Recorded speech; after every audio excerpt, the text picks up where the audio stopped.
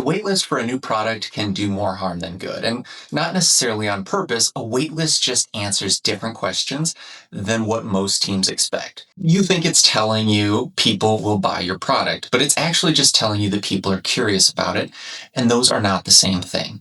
And the gap between those two can be enough to sink your entire product or company launch. Tesla showed us how wide that gap can be. It collected more than 1 million Cybertruck reservations before it ever built a single truck.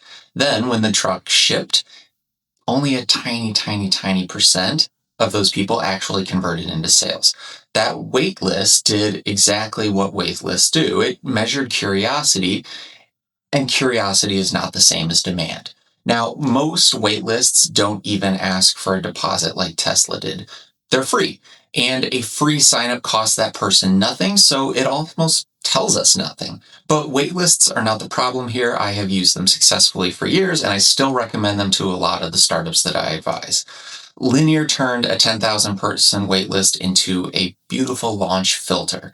Robinhood turned one into a competition. Superhuman turned one into a badge of exclusivity. The difference comes down to two things. Number one is what you make people do to get on that wait list. And then the second one is what you do with them while they wait. Most teams do neither, so let's fix that now.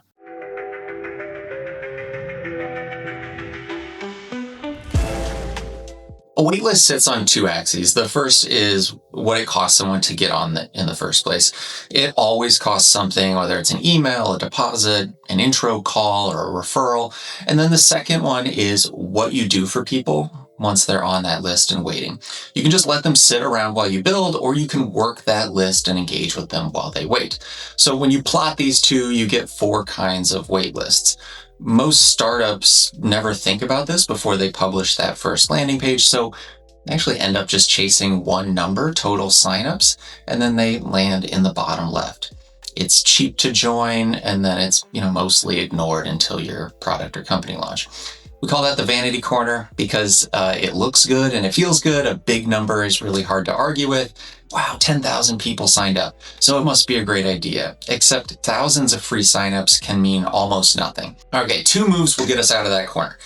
First option is moving right by making it cost something, or the other option is to move up by engaging with that audience while they wait.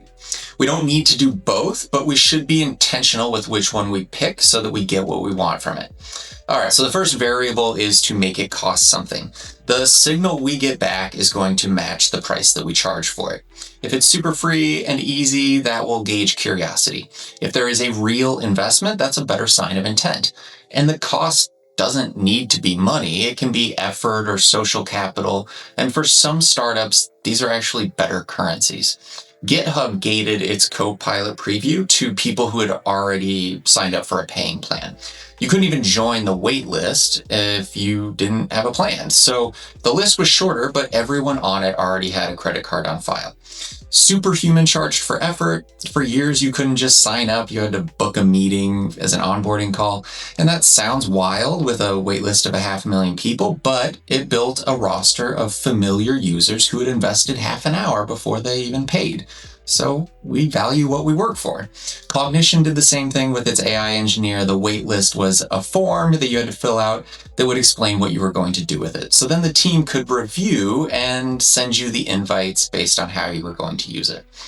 And obviously Waymo ran its early access through a super limited trusted tester program with NDAs and standing requests for feedback. So the cost of entry was willingness to do the research along with them. So here's how we put this to work. Decide what you want from the waitlist before you build the onboarding form. Finish the sentence. The signup will tell me that this person, what? Then make the cost of joining the waitlist exactly that. So we're building backwards from what we want out of it, and then it should make it clear what the cost should be. The second move is to work the wait. Intent has a half-life, and the half-life of a wait list is much shorter than we expect. It's probably measured in days rather than the months that people will actually sit on it. So we've got 2 ways to fight that. We can either shorten the wait, or we can keep them engaged and interested.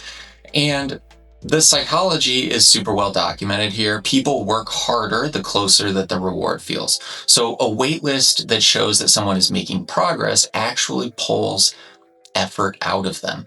In one academic study, it's linked in the description, a loyalty card that needed 8 stamps from 0 got redeemed only 19% of the time.